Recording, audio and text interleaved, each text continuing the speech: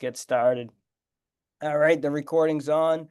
Welcome everybody to the Real Estate Titans call. On this call, I have my good friend, property manager, real estate investor, Forrest Lennhoff. He owns, I think he manages 800 properties, big focus on sober homes. And you could correct me, fill in the blanks where I'm wrong. And he also owns like 300 of his own personal property on top of the property management business. He looks like he's 18, so I don't know how fast he built this. He looks younger than me. No grays, full head of hair. So let's jump in. Fill in the blanks for us. Did I miss anything? You're muted. You're muted. Or your mic's not working. We got to troubleshoot. Technology is great when it works, and sometimes it doesn't. How about that? Is that better? Oh, that's better. We could actually hear Much you. better. All right, wonderful. Thanks for the intro, Arthur. I probably Yeah, did. so we I own my wife and I own a property management business, Lennhoff Properties. We manage right around 850 units right now in the greater Boston, southern New Hampshire area. Um, and yeah, I own about 330 units. I have on about half of them. We have a business partner. The other half we own independently. Um, and yeah, I mean, you mentioned sober living. We do manage quite a bit of sober living locations. We also we manage and own multiple licensed lodging house locations, which are single room occupancy rentals. It's basically college dorms for adults. And then aside from that, we obviously manage plenty of traditional apartment buildings, mixed use buildings, commercial stuff like that. So anything that rents, we're involved in. Um, And but I just actually gave Forrest a referral, and the guy was super happy on the property management side. So what I want to ask you is, how did you get started in the business? Was it investing first or property management? Yeah, so investing first. And I almost wouldn't even quite call it investing. I'm a licensed electrician, and I have a history in in some of the building trades. And I when I was doing my electrician's apprenticeship, I went and I wanted to buy a house, and I'd been working on this idea of buying a beat up single family house and fixing it because I know how to make something look nice. And it was appealing to me to buy something that was discounted due to its condition and get my foot in the door like that. And when I went to get pre-approved for a house, I got pre-approved for like a pitifully low amount as an electrician's apprentice, and I was I was living in North Andover and working at a place out of Drake and I ended up realizing, or some, I don't know exactly how the idea was introduced to me, but that I could buy a multifamily and use some of the rent income to help qualify for a higher dollar value mortgage. And so as soon as that like clicked in my head, I became obsessed with the idea, and I was looking at properties and running numbers and looking at comps for rentals and renovation costs and building out spreadsheets with my information. And I ended up buying a four family in Lowell as my first purchase. I It was four one bedroom apartments. It was delivered vacant. It appraised the appraisal came back like right at my purchase price, but it they valued the one bedroom apartments at 800 per month. And as Yeah. soon as that came back, this was 2019, I think it was. Right as that came back, I was like, no, like this appraiser's wrong. Like I know that this appraiser is wrong, and it's funny because I was, I'm I'm a kid who had never owned real estate before, and I've got a real estate professional appraiser, and I'm like sitting here telling my friends and family how this guy's wrong. And he was. I went in and I did, spent pretty small budget on the units, but I used cheap materials that I would never use today and whatnot, but I did all the work myself and updated those units and rented them for 1,200 bucks a month. And I lived in one of the units and I cash out refinanced the property 4 months after I bought it, with the higher rent roll. And pulled some cash out and I turned around and did that again with another four family up the street. So Wow. So that's great. Like every single person has to realize you have to start somewhere and you could start small, three family, four family, whatever it may be. So how does 8 units grow into a portfolio of 344? um a little And I bit of know that's probably a craziness. big story. I mean, yeah, so the second property I bought it was a large four family on Bridge Street in Lowell. The address was 863 Bridge Street. I was at a real estate investor event out of Lowell, and there were some people from the Lowell Housing Authority there who were looking to network with investors who might want to buy their scattered site properties. They were offloading their smaller locations. Like they had a portfolio of like two, three, four, 10 unit buildings that they were offloading to raise funds for a larger project. And for whatever reason, they instead of listing them with an agent on MLS, they did a private offering and they were using, instead of getting new appraisals, they were using 2 year old appraisals for their asking price. And so I went to like a series of open houses and I was the only one at the three that I went to. And Wow. I bought, that was my second purchase, it was it was a four family, it was 16 beds, six baths. I paid 440 for it and it appraised at the day of purchase at 550, which is strangely inexact, like 20% equity in it. So I think that the appraiser just gave me a nice clean number without going crazy on the value. Because again, on that one, I renovated the vacant unit and cash out refinanced that shortly thereafter. I think it appraised somewhere in the sixes at that point in time, and I I ended up selling it for, oh geez, somewhere between like 850 and 900,000 a couple years later. So So um, when you sold it, do you 1031 exchange? And also talked a lot about cash out refinance. Just for people who don't know exactly how that works, can you explain that to us a little bit deeper? yeah, I mean, cash out refinances, um you know the I accessed the equity that existed between what the building appraised at and what I owed on it. I was able to cash out refinance those at like 75% loan to value. So on $100,000 loan, 75% loan to value would be 75 grand. And if I only owe 50 grand on that property that's worth 100,000, I could pull out 25K. And if And you do that you're getting a on a check at closing that you yeah, can. I'm getting a check at closing. I'm getting a new mortgage that's higher than my current mortgage, so the difference in that amount goes to me.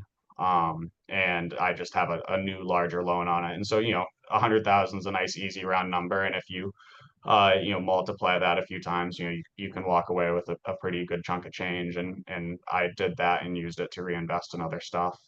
Um, And you just kept going and going and going. So cash out refinance. Are you selling some of these assets? And if so, are you using 1031 exchange? Yeah. So all my first three properties were it was two four families and then a six family. The six family um the six family I went and talked to a couple people about the first two deals that I did where I cash out refinanced it within the first year. And I asked them to lend me money based on that track record. And so I borrowed the money for my third purchase, which was a six family in Lowell, 230 Lincoln Street. And that one, I borrowed the money on promissory notes from a couple people to purchase the property, renovated it on like essentially credit cards, and then I cash out refinanced that property as well, and paid off my investors and held that property for a couple of years before I sold it.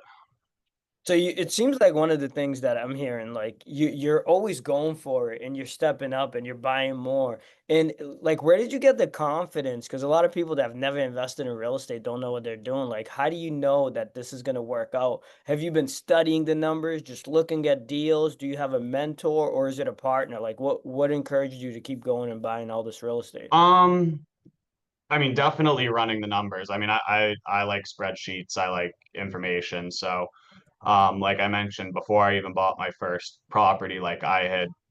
I was like making spreadsheets of rent comps. So like before I bought, when I was getting ready to close on that first property that had one beds, like I was looking up all of the available rentals and I was looking up all the previous sales and I was, putting that in, I like I don't really do that today. I don't do it today necessarily the way I did it then, but I like had my own like kind of generic grading system for the condition of the apartment.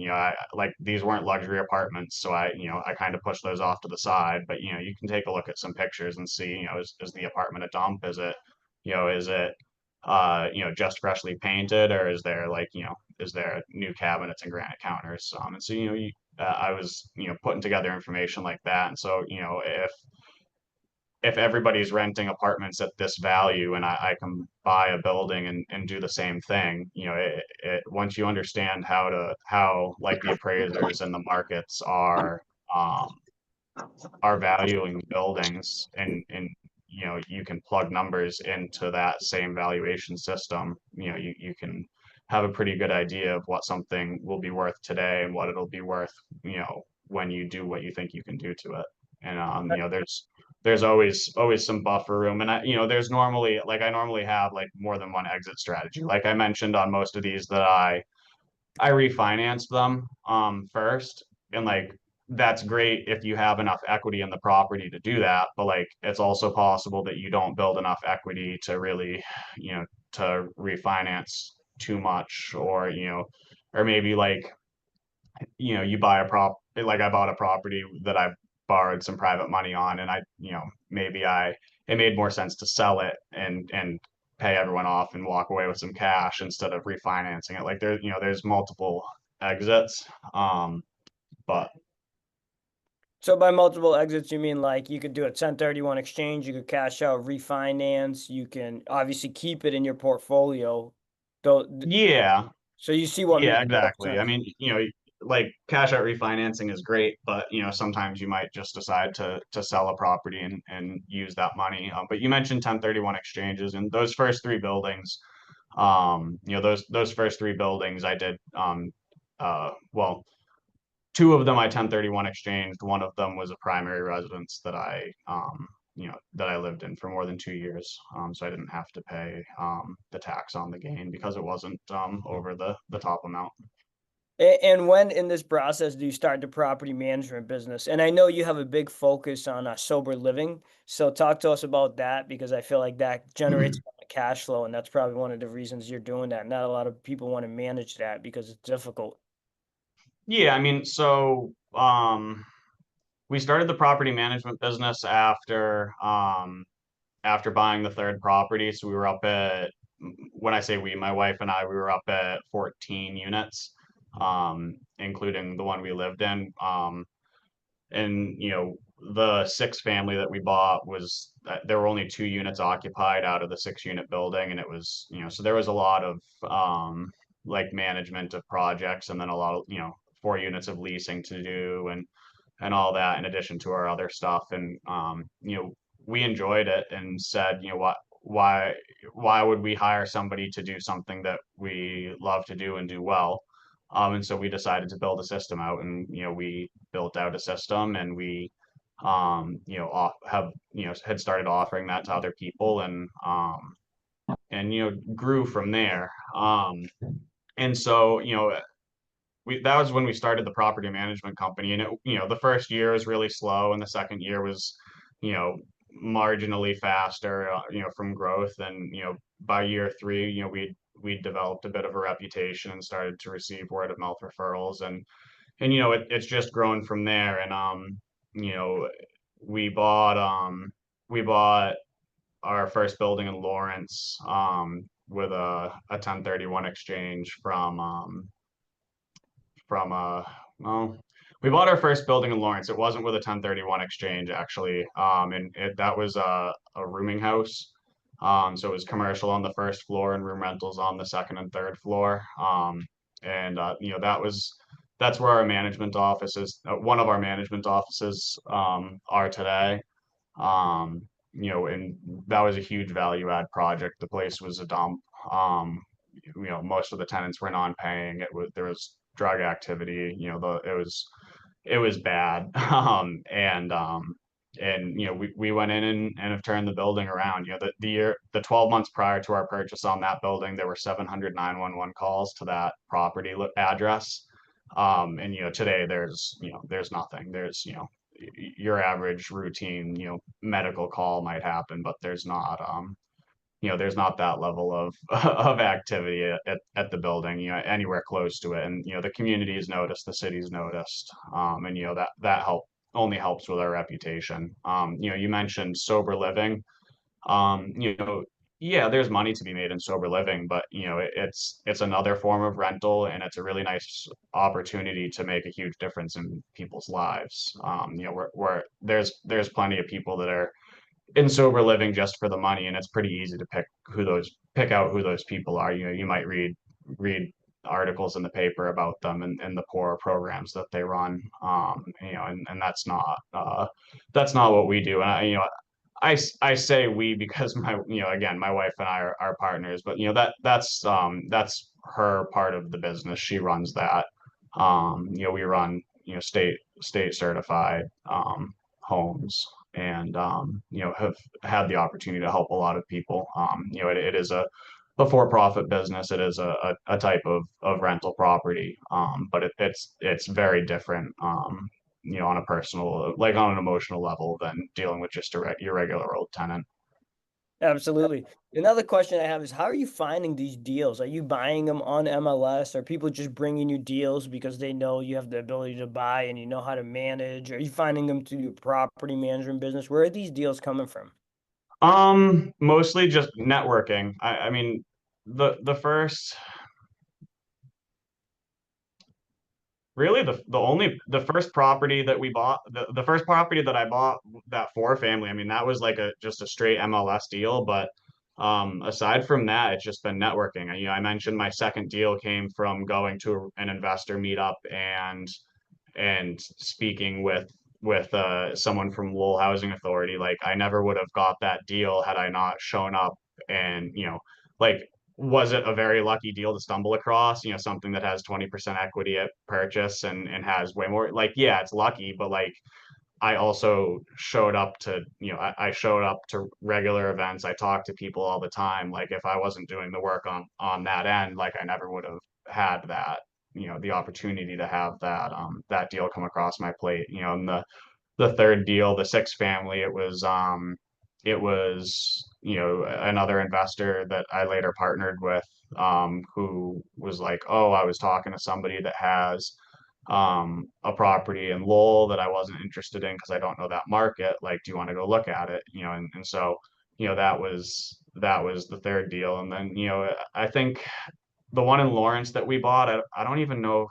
I don't know if it was on MLS. It was listed by Northeast Private Client Group, and it had been sitting for a while. And you know that one was kind of that was a jump into something new for us, like with rooming houses. But since then, it's been just word of mouth, and mostly broker relationships.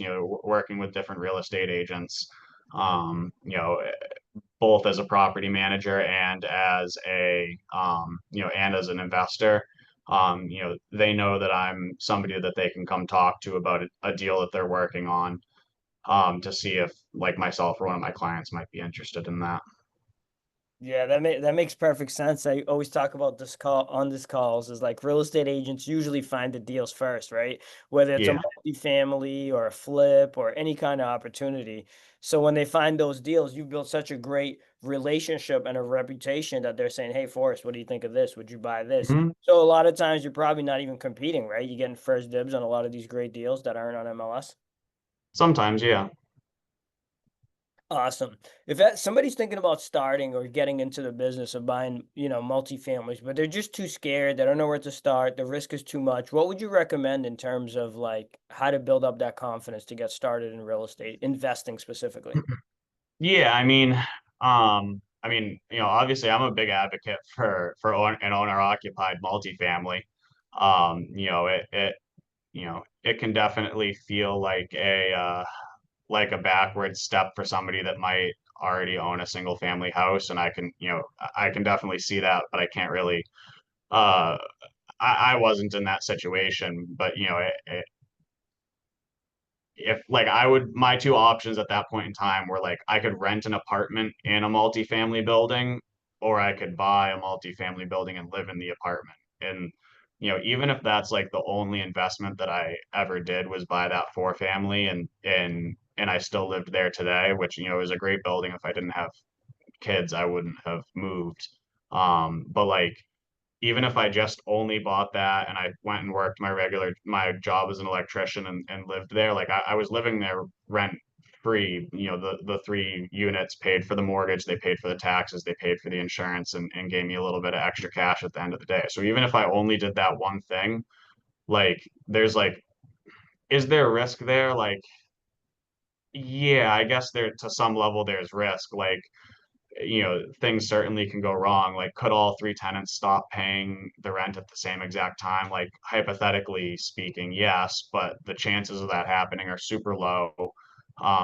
And you know, if my alternative is I pay to live somewhere else, like even if that did happen, like it would be cheaper for me to live in this property rent free, and deal with the things as they come up than it would to just pay rent somewhere else. And so, there's a lot of programs that can help you get into a building like that with like really low down payment. Yeah. So you don't have to come up with as much cash, which is like obviously a huge hurdle for most people. And that would be my suggestion is buy a property and live in it. You learn pretty quick when you're there. You're living in a building that you have tenants in. Like you can respond to the issues pretty quickly and without too much trouble.